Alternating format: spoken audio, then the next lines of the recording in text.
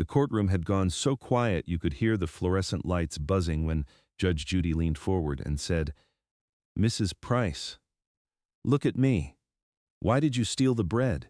The old woman in the gray cardigan didn't answer right away. Her hands were folded so tightly in her lap, the knuckles had gone white. She was 74 years old, barely 5 feet tall, with a paper wristband still peeking out from under her sleeve like she'd come straight from a clinic. Across from her, the plaintiff, Martin Keene, owner of Keene Family Market in San Bernardino County, sat with his jaw set and his lawsuit packet stacked like he was presenting a murder trial, instead of a claim over 3 loaves of white bread, a jar of peanut butter, and a dented soup display worth, according to him, $264.19. Everyone thought the answer was obvious. Hunger, poverty, bad choice. End of story. It wasn't, because what started as a petty theft case on a taped afternoon in Los Angeles in February of 2023 turned, in the space of a few minutes, into the public destruction of a man who thought he was dragging a desperate grandmother into court for a quick win. Instead, he handed Judge Judy the exact set of facts she needed to expose something uglier. Not just desperation, but a chain of bureaucratic failure, predatory indifference, and one small-town businessman who saw a frightened old woman as an easy target. And once the documents came out, once the dates lined up, once the words she had been too ashamed to say finally landed in that room, the case stopped being about stolen bread. It became about who gets punished in America and who deserves to be. If you appreciate stories where power finally meets consequences, stay with me. The incident itself happened on January 18, just after 5:40 in the evening. Keene's Market sat off Highland Avenue, the kind of neighborhood store where people buy cigarettes, lottery tickets, and milk on the way home. According to the plaintiff, Evelyn Price had entered the store wearing a medical mask, picked up bread, peanut butter, and 2 cans of broth, then tried to walk out without paying. A cashier stopped her. A store employee moved to block the door. In the confusion, a cardboard display of crackers tipped over. Keene said she was combative. He said his staff felt threatened. He said theft was theft, and if the court let people get away with it because of a sob story, businesses like his would be destroyed. Judge Judy listened for less than 30 seconds before she cut him off. "Sir, nobody asked you for a speech. I asked for facts." Then she turned back to Evelyn. "Did you take the food?" A long pause. "Yes. You intended not to pay?" Another pause, smaller this time. "Yes." That should have ended it. On that show, an admission like that usually closes the coffin. But Judy kept staring at her, and the room could feel something didn't fit. Evelyn wasn't defiant. She wasn't evasive. She looked hollowed out, like the fight had already happened somewhere else. "Then answer my question," Judy said, more quietly now. "Why?" Evelyn swallowed once. "Because my grandson could only eat soft food." The plaintiff rolled his eyes. It was a tiny motion, but fatal. Judge Judy saw it. "How old is your grandson?" 8. What was wrong with him? Evelyn's voice shook on the next sentence. "He started chemotherapy in December. The sores in his mouth got so bad he couldn't chew. I had broth at home. I just needed bread to soak in it." And just like that, the air changed, but the real turn had nothing to do with sympathy alone. Sympathy is not evidence. The problem was proof. Judge Judy knows the difference better than almost anyone. So she asked the next question that changed the entire case. "Why couldn't you buy 3 loaves of bread?"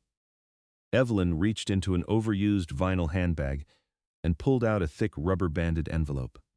Inside were pharmacy receipts, a folded Medi-Cal transport form, 2 gas bills stamped final noter, and a county benefits printout. It was not organized. It was not elegant. It was real. Judy began sorting through it the way a surgeon works through damaged tissue, fast and precise, asking for dates, amounts, names. What emerged was brutal. Evelyn Price had been raising her grandson Tyler since her daughter died of an overdose in 2021. She lived on Social Security survivor benefits, a small widow's pension from her late husband's union job, and monthly SNAP assistance. In early January, her SNAP balance of $612 had been drained in 11 transactions at stores in Riverside and Moreno Valley while she was sitting with Tyler during an oncology appointment at Loma Linda. She reported the theft.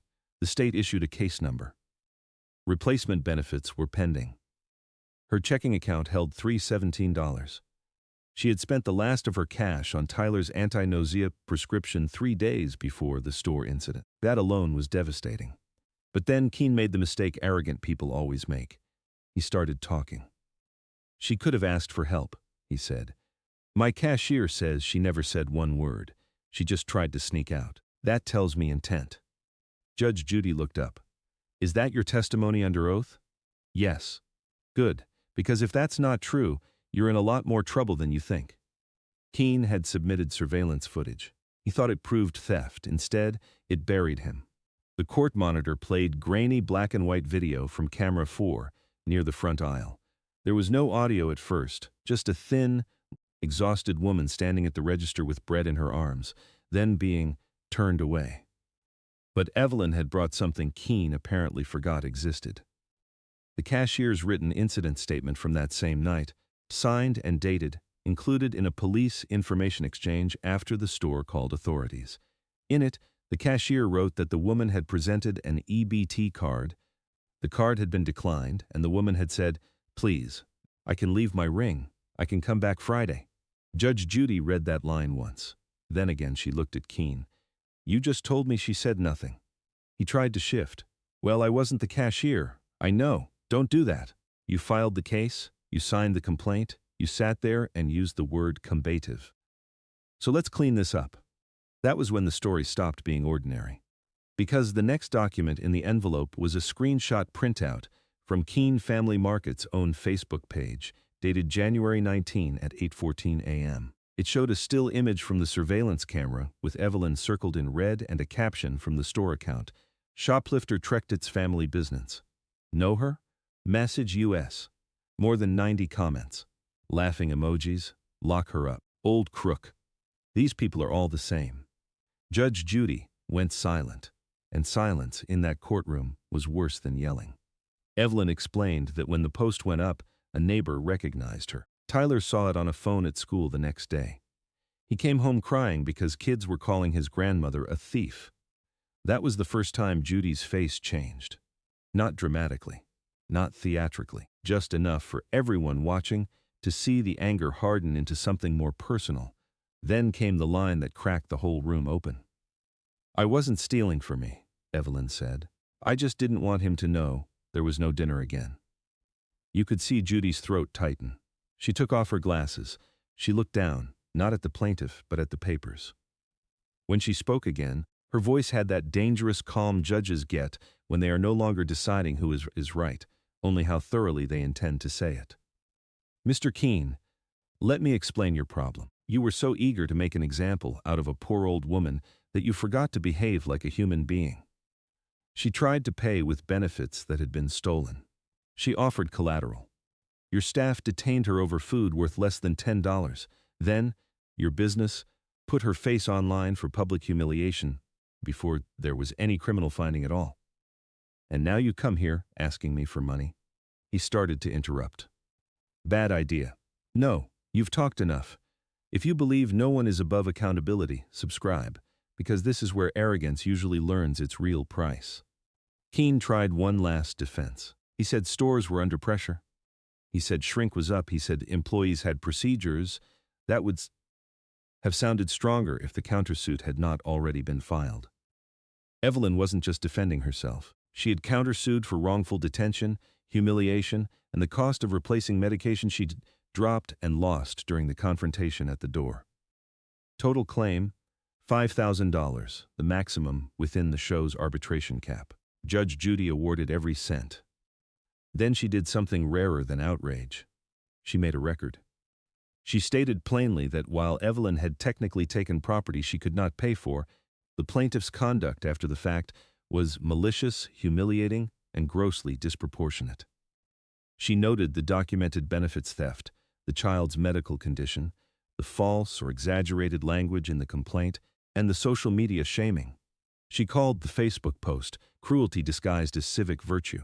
And when she looked back at Evelyn, there were tears in her eyes, not performative tears, angry ones. Mrs. Price, she said, you should have asked for help. But what happened to you after that was shameful. That should have been the end of it. It wasn't. After the episode was taped, local reporters in the Inland Empire picked up the benefits fraud angle. San Bernardino County investigators later confirmed a cluster of snap thefts affecting seniors had hit the area that winter, many involving card-skimming devices placed on small market terminals. 2 men were arrested that summer in connection with a broader fraud operation spanning 3 counties. Keene's Market was not charged in that scheme, but the attention brought something else to light. Multiple consumer complaints about public shaming posts, unlawful detentions, and cashiers discouraging EBT users from disputing suspicious transactions at the register. Keene deleted the Facebook post, then his page. Then, according to business filings, he quietly transferred day-to-day operations to his brother by October. Evelyn's story moved differently. A caseworker expedited her replacement benefits. Tyler's school arranged meal support. A local church paid her gas arrears. None of that erased the image of her standing in a checkout line trying to bargain with a ring for bread, but it did something important. It forced the people around her to finally see her before the cameras had a chance to turn her into a villain. And that is why this story lingers. Because the amount at the center of it was absurdly small. 3 loaves of bread, peanut butter, broth, less than $10. That was all it took for one businessman to decide dignity was negotiable. For a child to watch the person keeping him alive be branded a criminal, and for a judge who has seen every variety of lie, hustle, and excuse to sit there, fighting back tears over something the law alone could not measure. If cases like this make you think, let me know in the comments. The most haunting part was never the theft. It was the offer. An old woman holding out her wedding ring under fluorescent grocery lights, trying to trade memory for mercy. And a man looking at that and seeing leverage. That is what Judge Judy was really crying about. Not bread, not television, not even pity. She was crying because sometimes the clearest evidence in a case is not a document or a video. It is the moment one person is in pain and another person decides to make money from it. And once you see that clearly, the verdict is easy. A civilized society is not revealed by how it treats the powerful when they are polished and successful.